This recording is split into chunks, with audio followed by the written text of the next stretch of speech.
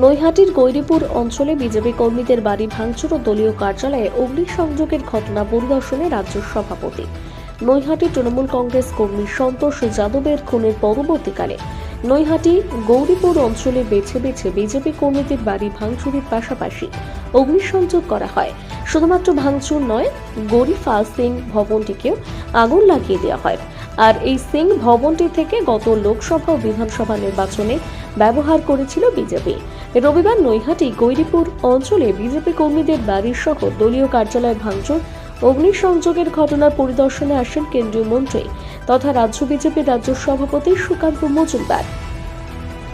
সংবাদ মাধ্যমের মুখোমুখি হয়ে রাজ্য সভাপতি সুকান্ত মজুমদার জানান, তাদের দলীয় কার্যালয়টি পুড়িয়ে দেওয়ার পর পুলিশ এখনো পর্যন্ত এনকোয়ারি করতেই আসেনি। তার পাশাপাশি শাসক দলের তরফ থেকে যে জনরোষের কথা বলা হয়েছে তা উড়িয়ে দিয়ে ভাড়া করা রোষ বলে আখ্যা দেন সুকান্ত বাবু।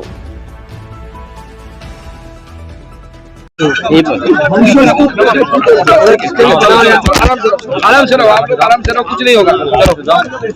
आप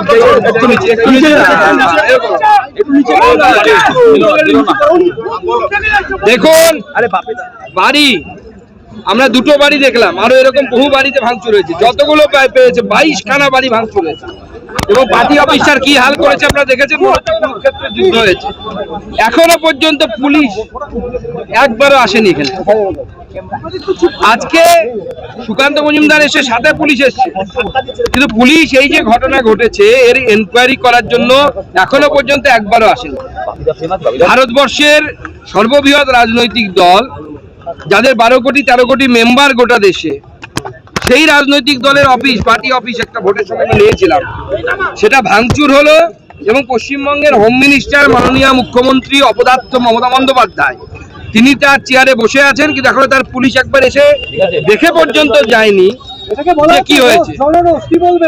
কোথায় জনরোষ? এটা ভাড়া করা রোষ এবং সব হচ্ছে নয়াবাজার পার্টি। দেখুন, এই ঘটনায় আপনারা দেখেছেন পুরো সিসিটিভি ফুটে যাচ্ছে। সিপি মানে প্রাক্তন সিপি যিনি হয়েছে, সত্যি কথা বলার জন্য, রাজরিয়া সাহেব, তিনি বলেছেন যে এটা ব্যক্তিগত রেশারেশি, তার ফল। কারণ যে খুন হয়েছে সে 21 সালে গুলি চালিয়েছিল এর উপরে, কোনো পলিটিক্যাল লড়াই নেই। আপনি আমার উপর গুলি চালালে আপনাকে তো গুলি খেতেই হবে, আজ না হয় কাল, এটাই নিয়ম পৃথিবীর। সমান এবং সমান বিপরীত প্রতিক্রিয়া হবে। আজকে সেই ঘটনাকে কেন্দ্র করে যেভাবে বিজেপির পার্টি অফিস, বিজেপির এবং ভাড়া করা গুন্ডা নিয়ে শুধু ভাঙচুর করা নয়, যে বাড়িগুলো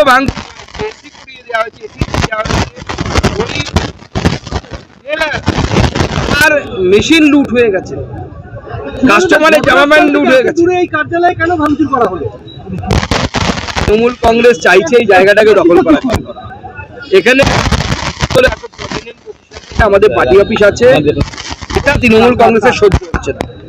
তৃণমূল কংগ্রেসের মদের ঠেক চালাতে হবে, লোটো চালাতে হবে, বালির ব্যবসা চালাতে হবে, তিনটে চালাতে হবে এই বিধানসভায়। চালাও না ভাই, আমরা মানা করিনি তো। তোমরা চুরি করো, চুরি করে খাও, দেখি মরার সময় কতটা নিয়ে যেতে পারো।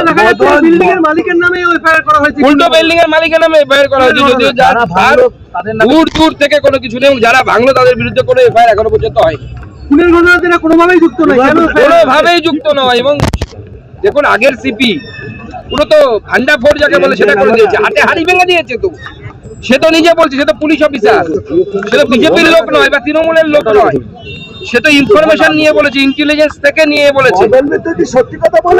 এবং এখানকার বিধায়ক সনদ বাবু, এবং সনদ বাবু বললে ভুল বলে, সনদ গুন্ডা, আর ওদিকে হচ্ছে এখানকার সাংসদ, তারা এক একজন যে পরিমাণ গুলির কথা বলছে, কেউ বলছে 3 রাউন্ড, কেউ বলছে 4 রাউন্ড, কেউ বলছে এখানে গুলি লেগেছে, কেউ বলছে কালে গুলি লেগেছে।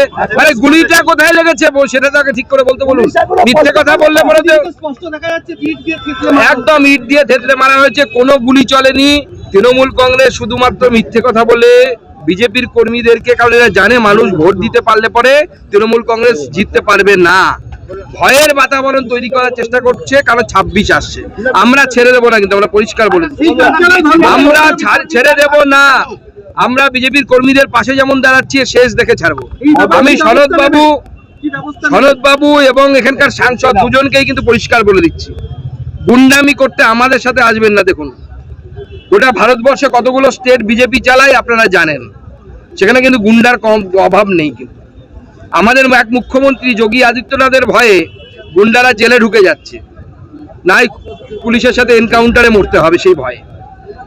আমরা পরিষ্কার বলে দিচ্ছি, যে সমস্ত তৃণমূল লোকেরা গুন্ডারা তৃণমূল কংগ্রেসের কথায় বিজেপির বাড়িঘর এখন ভাঙচুর করছেন, আমরা কিন্তু খাতায় লিখে রাখছি।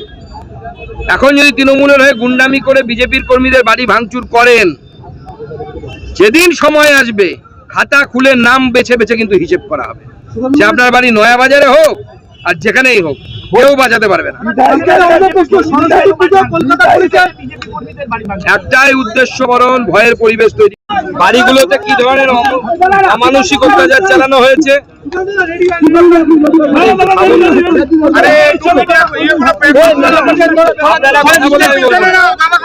আপনারা কথা বললে আমি বলবো না।